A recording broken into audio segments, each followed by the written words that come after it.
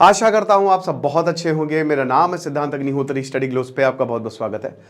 अंधेरा कायम रहे, अंधेरा होने वाला है गुरु भारत में। बिल्कुल सही बोला, ध्यान से आप जाओगे सूरज दिखेगा नहीं, सब तरफ अंधकार है। मजाक कर रहा हूं, ऐसा कुछ नहीं, लेकिन हाँ अंधेरा होगा थोड़ा बहुत, स्पेशली गुजरात राजस्थान मतलब नॉर्थ वेस्टर्न पार्ट में। यह अंधेरा इस वॉल्केनो की वजह से होगा। हेली गुब्बी है ना, तो हेली गुब्बी जो है जो इथियोपिया में है, जो 12,000 साल बाद इरप्ट हो रहा है। अभी तक सोए हुए थे महाराज। ज्योग्राफी मेरा एक बहुत ही फेवरेट सब्जेक्ट रहा है, वन ऑफ दी, और मैंने पूरी ज्योग्राफी कवर की है बहुत बढ़िया तरीके से। एनसीईआरटी मैंने पढ़ाई है। तो हाईली गुब्बी वॉल्केनो जो है, भयानक धुआं हर तरफ, और ये धुआं जो है ये क्या है, ये मैग्मा है। और मैग्मा जो है वो माइक्रोस्कोपिक पार्टिकल्स में बिखर जाता है। हवा आती है, देखो जब आप बहुत ऊपर जाओगे ना आपको बहुत तेज हवा लगेगी। जब आप पहाड़ों पे जाते हो बहुत तेज हवा चलती है, भले नीचे हवा ना चल रही हो। तो वो हवा क्या करती है, वो सारे पार्टिकल, ये जो क्लाउड होता है ना, इसको ढकेलती रहती है और काफी दूर तक चले जाता है। आइसलैंड में वॉल्केनो इरप्ट हुआ, यूरोप तक चला गया, ठीक है। इंडोनेशिया में हुआ, न्यूजीलैंड तक चला गया। तो हजारों किलोमीटर तक ये ट्रैवल कर सकते हैं और बहुत तेजी से ट्रैवल करते हैं। 100-120 किलोमीटर प्रति घंटा की स्पीड से ये ट्रैवल कर रहा है। तो आप समझ सकते हैं। तो ये आज 10 बजे मंगलवार को 10 बजे तक तो पहुंच भी गया होगा, गुजरात राजस्थान में पहुंचेगा। दिक्कत नहीं है ऐसी। हाँ देखिए भाई, अगर सनलाइट नहीं आएगी, ब्लॉक हो जाएगी सनलाइट, तो जाहिर सी बात है थोड़ी ठंड बढ़ेगी, थोड़ा कपकपी सी रहेगी और थोड़ा सा डार्कनेस रहेगी, और ऐसा कुछ नहीं होगा, ठीक है। सब नॉर्मल है। इरप्ट हुआ है, सब लोग भागे हैं, आप देख ही सकते हैं। बाकी डार्क साइकोलॉजी के कोर्स की आज आखिरी दिन है। अगर आप चाहते हैं कि manipulation technique, persuasion, brain washing कैसे, एक्सप्लॉयटेशन कैसे होता है, तो आप इस कोर्स को अवेल करें। डिस्क्रिप्शन कमेंट बॉक्स में लिंक है। तो ये इथियोपिया जो कि हॉर्न ऑफ अफ्रीका बोला जाता है ना, टेड्रोस आधानोम इथियोपिया के थे ना, जिन्होंने काफ़ी चाइना को फेवर किया। चाइना का बहुत ज़बरदस्त इन्वेस्टमेंट है, अफ्रीका की बड़ी इंपॉर्टेंट कंट्री है, ठीक है। तो हॉर्न ऑफ अफ्रीका में है। तो यहाँ पे ही एक वॉल्केनो है, हेली गुब्बी, ठीक है।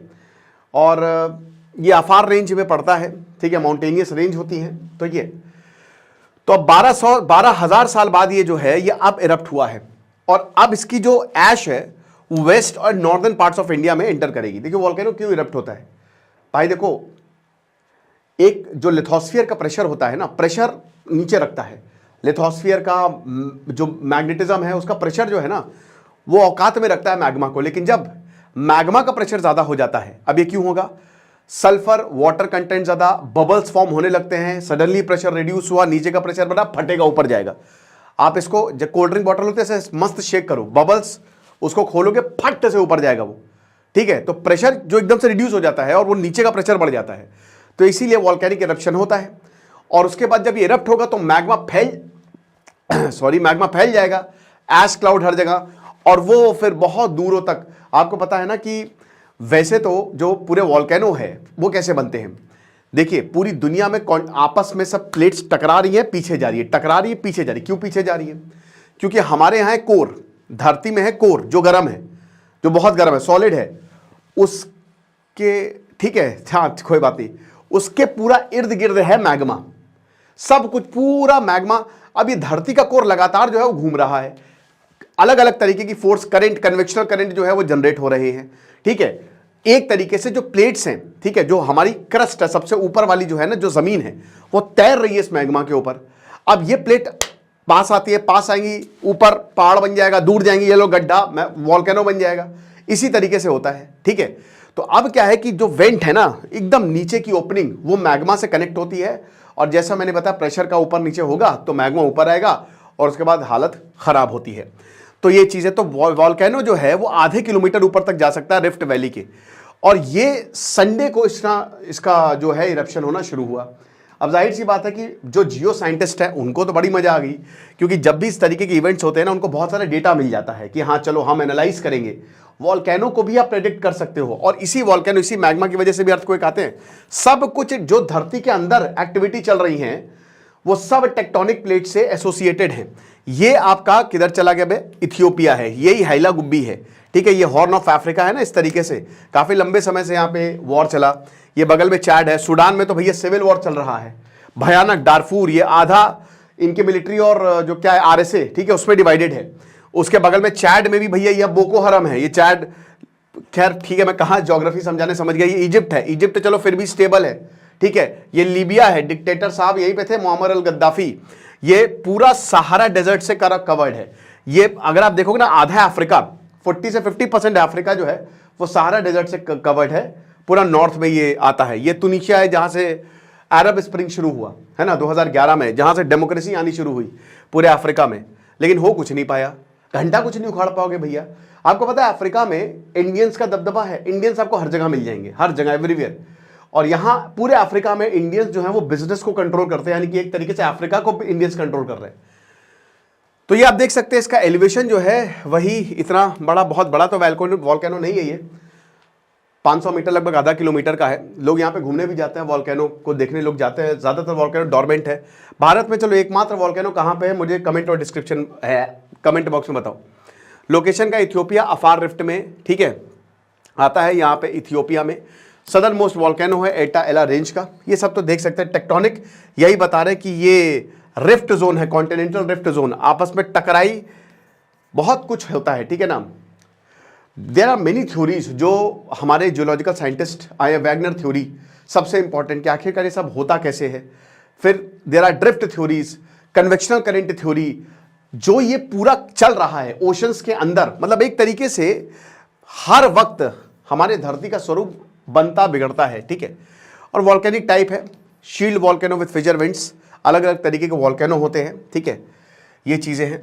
तो आप देख सकते हैं ये इनकी सैटेलाइट इमेज है, और जब ये फटा तो अच्छों की, तो सैटेलाइट इमेज यही बताते हैं कि हाईली गुब्बी जो है वो अब धीमे धीमे इधर बढ़ रहा है।